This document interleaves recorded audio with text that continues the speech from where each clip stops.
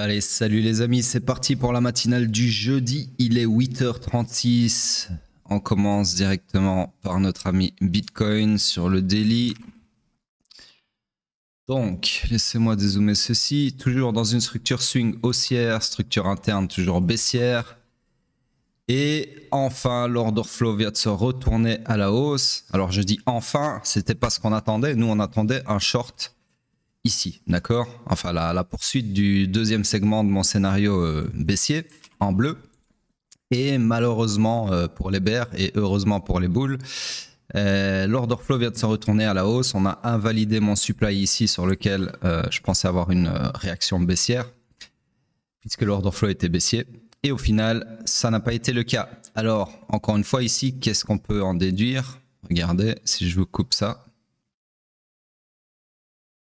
L'order flow précédent, rappelez-vous, en jaune, était sur mèche. Et à aucun moment, on a réussi à clôturer un corps de bougie sous ce point de choc, donc la ligne en pointillé jaune. Ce qui veut dire que ça en faisait un grab de liquidité suspect, d'accord, enfin potentiel plutôt, pour alimenter un mouvement haussier. Comme je vous avais déjà dit, il y a plusieurs matinales d'ici. Mais vu que je suis l'order flow en temps et en heure, pour moi, c'était des shorts, d'accord, même si le choc en lui-même était sur mèche et donc potentiellement non pertinent, d'accord, ce qui s'est avéré être la bonne version puisque au final ce choc baissier n'était qu'un gramme de liquidité. Maintenant on peut le dire, que j'ai tracé d'ailleurs là hier pour alimenter un mouvement haussier qu'on est en train de concrétiser. Ok, donc voilà, de toute façon avec les chocs sur mèche c'est toujours un peu 50-50 hein. C'est soit il va y avoir un corps de bougie qui va clôturer sous le point de choc et qui va confirmer qu'on a bien un order flow baissier, ou soit, bien comme ici, ça va se révéler être un grab de liquidité et l'order flow va se retourner à l'inverse, dans l'autre sens, comme si de rien n'était. Chose qui vient de se produire. Donc tout ça pour dire que scénario invalidé, puisque supply transpercé. Alors je vais quand même récupérer mon supply pour après. Order flow haussier. Et donc maintenant, nous sommes où? Nous sommes structurellement parlant dans le... Alors laissez-moi regarder. Ouais. Dans le high pullback qui peut aller jusqu'au haut protégé, d'accord, du swing pullback toujours. Ok. Donc pour le moment on cherche des longs. Malheureusement il n'y a pas encore de POI à long. Peut-être qu'on en aura un à la clôture de la bougie actuelle si cette bougie laisse du FVG, d'accord. Donc dans ce cas-là on aurait ce POI ici sur lequel bien évidemment on pourrait s'appuyer pour chercher des longs. Donc laissez-moi juste agrandir ça. Hop. Voilà, donc potentiellement on partirait sur un scénario comme ceci. Peu importe la target, de toute façon je ne vais pas le tracer maintenant, c'est juste pour vous montrer ce que potentiellement on peut avoir si on confirme cette demande là, d'accord. Pour le moment ce n'est pas le cas, donc pour moi il n'y a tout simplement rien à faire. Alors d'autant plus que ici, j'en ai pas encore parlé mais vous le voyez, le choc haussier est lui aussi sur mèche, d'accord. Et pour le moment, on n'arrive pas à faire de follow-through puisque la bougie actuelle est sous le point de choc qui est ici, d'accord, donc sous la ligne verte. Donc ça veut dire que là, pour le moment, on a non seulement, je répète, hein, un choc sur mèche, donc comme je viens de vous l'expliquer, c'est un choc haussier, c'est un order flow haussier, mais ça pourrait être un grab de liquidité. Bon, ici, ça n'y ressemble pas parce qu'on n'a pas de longue mèche, d'accord. En général, un grab de liquidité, c'est plutôt comme on a eu ici. On a une mèche relativement conséquente. Et encore qu'ici, elle n'était pas très basse non plus. Donc voilà, à voir. Mais pour le moment, en tout cas, la bougie de choc n'est pas super convaincante, même si elle est très bullish en soi. Ici, la bougie actuelle, eh bien, elle a fait deux choses relativement bearish. C'est un, elle a sweepé. Alors, je vais vous zoomer ça correctement, comme ça on va bien voir ce que je raconte. Elle a sweepé, si vous regardez ici, le haut de la bougie d'hier. Donc je vais enlever mes flèches qui ne servent à rien. Hop, voilà. Donc on a sweepé, en fait je vais vous le tracer correctement comme ça, c'est mieux. J'ai les outils pour. Voilà. Donc on a sweepé le haut de la bougie précédente et potentiellement c'était pour récupérer de la liquidité. Donc tous les stop loss qui étaient ici, les mecs qui se sont dit ils vont shorter la bougie d'hier. Pour alimenter un mouvement contraire, d'accord. Donc voilà, pour le moment c'est pas super engageant, super pertinent comme choc, puisque pour ces deux raisons, donc choc sur mèche, et au plus, bon, je peux pas tracer comme je veux, je vais mettre ça, choc sur mèche, et la bougie actuelle qui a grabé le haut de la, le haut de la bougie d'hier, d'accord? Donc potentiellement là, le cul entre deux chaises, ok?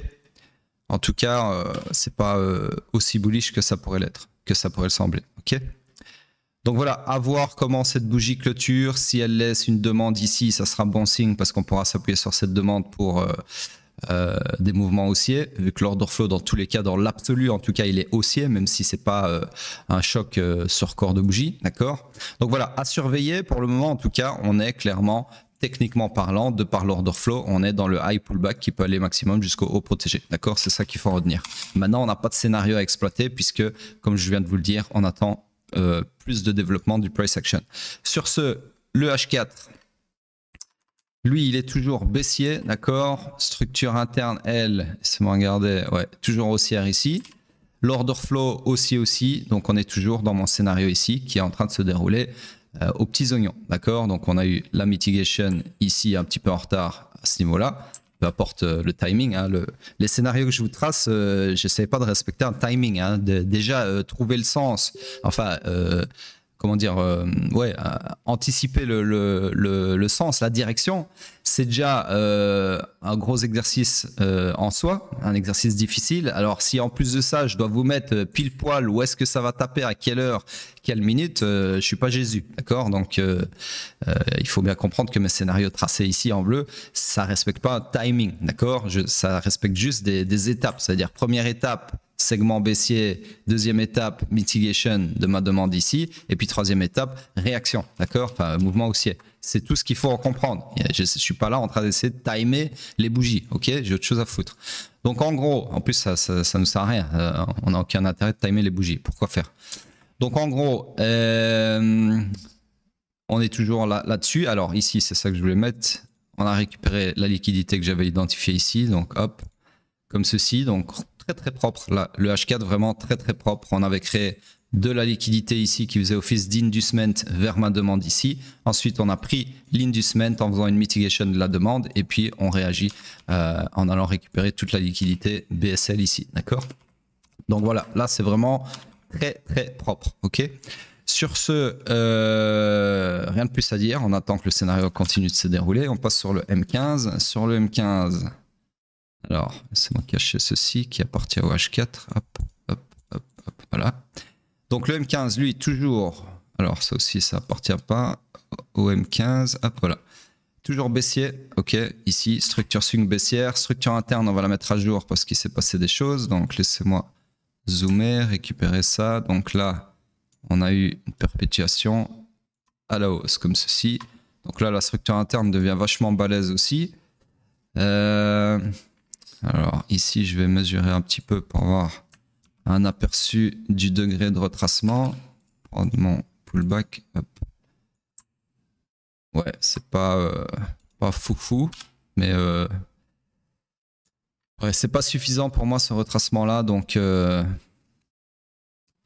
quoique c'est de la structure interne, hein, on peut être très arbitraire, mais j'aime bien quand même garder une certaine logique aussi. Mais pour le moment, voilà, je vais rester comme ça. De toute façon, si je considère un IBOS ici, je vais rentrer dans des structures internes microscopiques, ça ne m'intéresse pas non plus. Trop grand, c'est chiant. Trop petit, c'est inutile et pas pertinent non plus. Donc, pour le moment, je vais rester comme ça. Donc, tout ça pour dire que structure interne haussière, order flow baissier, comme vous le voyez ici sur mon petit doigt. Et donc, nous sommes dans le high pullback qui peut aller jusqu'au low protégé maximum interne. Hein. Donc, high pullback du swing pullback. D'accord? Donc les structures sont désalignées. Pour le moment, on suit l'order flow comme d'habitude. Donc on cherche des shorts. Laissez-moi regarder. Ouais, ok, d'accord. Donc des shorts. Le seul POI que je vois le plus proche du price action pour chercher des shorts, ça serait celui-ci, qui comporte une tonne d'inducement vers ce supply. Donc un short comme ceci serait le bienvenu pour ensuite aller récupérer toute la SSL ici. D'accord ? Donc voilà pour Bitcoin. Je vais juste agrandir ma structure un petit peu. Ceci. On passe sur pétrole. Pétrole, ici, hop, daily. Attendez 2 secondes, je regarde juste un truc, si j'ai pas oublié un truc sur Bitcoin. Ouais, ça va bien. Ça n'a rien à faire là. Hop. Voilà, donc retour sur le pétrole. Hop, daily. Tac. Donc le pétrole, lui, toujours en train de faire le yo-yo, du surplace, pas grand chose d'intéressant. On est toujours potentiellement dans ce scénario-là. Toujours pas de mitigation de mon supply ici, d'accord? Donc on attend pour le moment rien de spécial. On va juste peut-être agrandir la structure, histoire de lui laisser un peu de place à ce scénario. Hop, voilà. Voilà, donc toujours baissier par défaut, mais le price action se fait vachement désirer. Alors H4, énorme structure ici, que je vais agrandir de ce pas.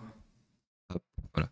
Donc ici, toujours dans une structure swing haussière, structure interne, toujours baissière confondue avec l'order flow, avec le point de choc, d'accord? Donc hier, à mon avis, j'ai eu la berlue ou les reflets du soleil où j'ai simplement trop focus là-dessus et j'ai même pas regardé ici, mais j'avais dit qu'on n'avait rien à shorter, mais en fait si, on avait ce POI là. C'est un élève qui me l'a fait remarquer, d'ailleurs merci.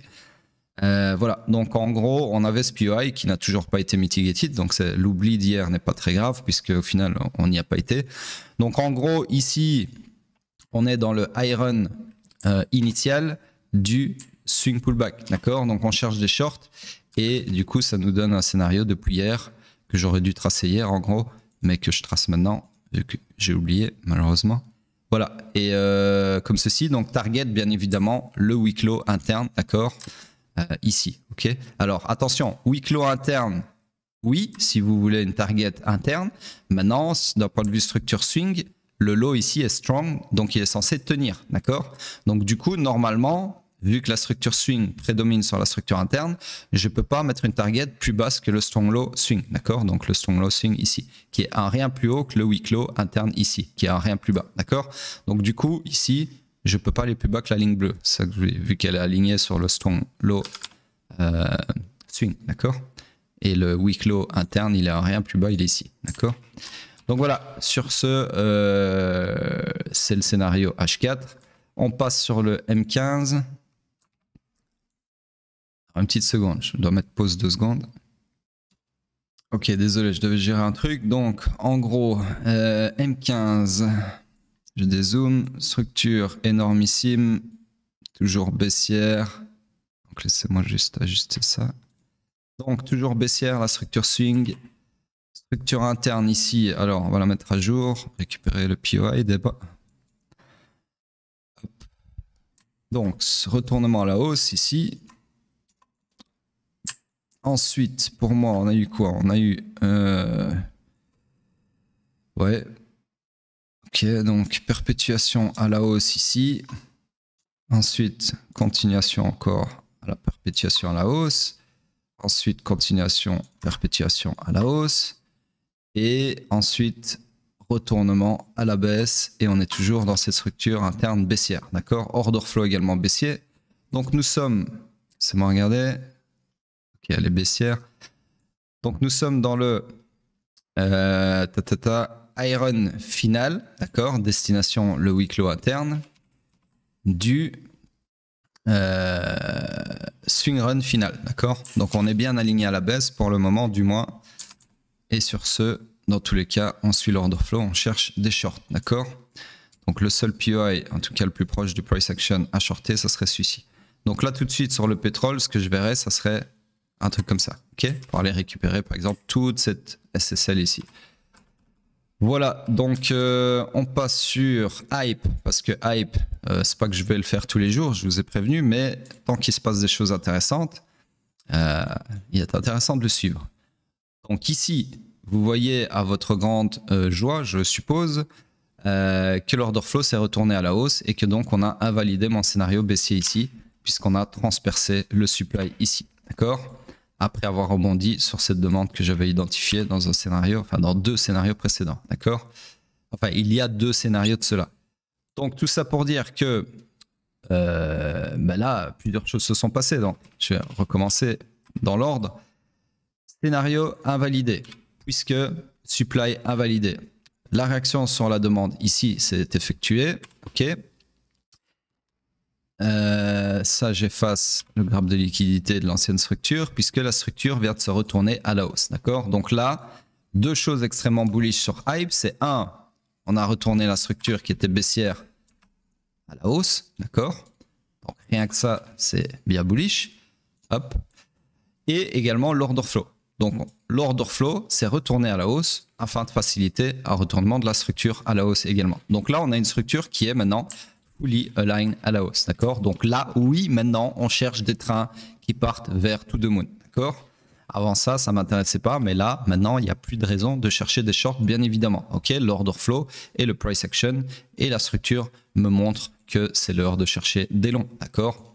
Donc du coup, ici, le seul POI pour chercher des longs, ça serait celui-ci. Malheureusement, il nécessiterait un retournement de l'order flow, puisque si on casse le bas de cette bougie ici, eh bien, on passera sur un order flow baissier. Et à ce moment-là, je ne chercherai plus des longs et je chercherai bien sûr des shorts. Donc, du coup, ça ne m'intéressera plus de chercher des longs ici. D'accord? Donc, là, pour le moment, je n'ai pas de scénario à vous tracer. En tout cas, pas de scénario HP. D'accord? Donc, à surveiller. OK? Pour le moment, pour moi, c'est une structure bullish, mais sans long à prendre. Sans scénario bullish à exploiter. Autre chose que je voulais vous dire, ouais, voilà, c'est ça que je voulais vous montrer. Ici, alors on peut se poser la question, enfin il faut toujours se poser la question, pourquoi est-ce que le H4 se retourne? Pourquoi est-ce que de baissier il passe à la hausse? Eh bien parce que sur le daily, on a pour le moment un scénario comme ceci, donc on cherche des shorts sur cette supply, d'accord? Et dans ce scénario-là, quand on le décompose, on voit que son premier segment, donc le segment de retracement vers mon supply ici, bah, ce n'est autre qu'un scénario, enfin un mini-scénario, un segment de scénario bullish, d'accord? Puisque pour aller dans ce supply-là, pour aller faire une mitigation dans ce supply, bah, le prix, vu qu'il est en dessous, il doit d'abord pump, d'accord? Donc c'est potentiellement pour ça, pour faciliter le premier segment de ce scénario daily, que le H4 s'est retourné à la hausse, d'accord? C'est comme ça qu'il faut le comprendre en tout cas. Voilà, donc pour le moment, ce que je peux vous dire sur Hype. Alors on passe sur le Bitcoin en weekly. C'est moi regarder la tranche de la bougie. Voilà, donc on a enfin quelque chose de pertinent, enfin de conséquent, de tangible, voilà, je ne trouvais pas le mot, de tangible à dire sur le weekly, puisque ici, on vient de casser le haut de la bougie précédente, d'accord, de la semaine précédente. Donc ici, deux scénarios, mesdames et messieurs, c'est tout simple. C'est soit, alors premier scénario, bullish, on considère qu'ici, on a récupéré la liquidité sous les deux bougies des 2 semaines précédentes, enfin de ces 2 semaines-là en gros, et que donc c'est pour potentiellement alimenter un mouvement bullish, laissez-moi trouver, hop, dans liquidity, voilà. Donc pour potentiellement alimenter un mouvement bullish vers cette liquidité ici au nord, d'accord? Donc la buy side liquidity, la BSL en abrégé. Donc en gros, ça ce serait mon scénario bullish, ok? Et le deuxième cas de figure, ça serait que on vient de sweeper le haut de la bougie de la semaine précédente et potentiellement c'était pour récupérer tous les stop loss qui étaient au-dessus pour alimenter un mouvement baissier et donc continuer la suite de la baisse et aller récupérer l'inducement vers cette demande par exemple, d'accord? Donc là ça va être un ou l'autre, hein, forcément je ne sais pas lequel des deux. Maintenant ce qui conforte le scénario potentiellement bearish, donc à savoir récupérer la liquidité ici, enfin après avoir récupéré la liquidité ici, ce qu'on est en train de faire pour alimenter un mouvement baissier, ben, ce qui conforte ça, c'est que c'est dans le sens de l'order flow, d'accord? Donc les scénarios qui sont dans le sens de l'order flow sont toujours à privilégier, bien évidemment. Même en termes de lecture du price action, parce que ici c'est pas vraiment un scénario, c'est plus une lecture, une interprétation du price action vis-à-vis des chandeliers japonais. Vu qu'on est sur une très haute time frame, on peut se permettre de lire les bougies, d'accord? Donc du coup, je sais pas, je vous disais, je sais pas lequel va se réaliser forcément, mais il va falloir surveiller cette clôture de très près, puisque si cette bougie clôture avec une grosse mèche après avoir récupéré la liquidité au-dessus de la bougie de la semaine précédente, donc une grosse mèche ici au-dessus, hein, bien là ce sera très bearish puisque ce sera aligné avec l'order flow comme je vous ai dit, et donc ce sera très potentiellement pour continuer à alimenter une baisse, d'accord? Par contre, si on clôture en maintenant un corps au-dessus du plus haut de la bougie précédente, c'est potentiellement le scénario bullish qui se met en place, c'est-à-dire enfin le price action bullish qui se déroule, c'est-à-dire après avoir récupéré la liquidité au sud, on alimente un mouvement haussier vers la liquidité au nord, d'accord? Potentiellement. Voilà, maintenant reste à savoir jusqu'où cette bougie pourrait aller, ou les bougies suivantes, hein, parce que ça peut se faire en plusieurs semaines, bien évidemment. C'est-à-dire qu'on peut avoir la bougie ici qui clôture au-dessus du sommet de la bougie précédente, donc au-dessus de cette ligne verte, un corps, bien évidemment. Ensuite, on a une autre bougie, je vais vous faire ça bien, comme d'habitude. Merde, je me suis loupé là, voilà. Une autre bougie la semaine après, et puis encore une autre, peut-être, je sais pas moi, pump du feu de Dieu après, et puis finalement, on va faire un nouvel all-time high, ou pas, d'accord? Donc voilà, tout ça est possible. Attention que ici, le haut de cette bougie-là, c'est ce qui nous intéresse, puisque si on casse ces 94 488 sur Binance, on passera d'un order flow qui est pour le moment baissier et qui est bear market jusqu'à preuve du contraire sur un retour en bull market, d'accord? Et dans ce cas-là, ça pourrait nous faire un truc très propre sur le mensuel, puisque sur le mensuel, bon, on voit pas mes bougies là, peut-être je peux les, voilà, sur le mensuel, ça nous donnerait un truc comme ça. C'est-à-dire sur le mensuel, alors je vais essayer de vous copier ces deux bougies là sur le graphique mensuel qui comporte ma structure mensuelle, qui est ici. Voilà, donc en gros, ils ne sont pas au bon endroit, mais je vais les remettre. Il veut bien me les donner, voilà. En gros, ça pourrait nous donner un truc comme ça, si on fait un nouvel all-time high sur le mensuel, d'accord? Et du coup, ici, ça serait très propre, puisque ça aurait fait tout simplement, après un break de structure à la hausse, on s'attend à quoi? Un swing pullback, qui peut aller jusqu'au lot protégé, mais il n'est pas obligé, d'accord? Du coup, ici, il aurait été jusqu'à l'EQ, l'équilibrium, le milieu du range, pour ensuite se perpétuer à la hausse avec un nouveau BIOS ici et continuer le bull run comme si de rien n'était. Et donc, on aurait eu ici un mini bear market, d'accord? Donc, voilà, les bear markets, c'est un mot qui fait peur.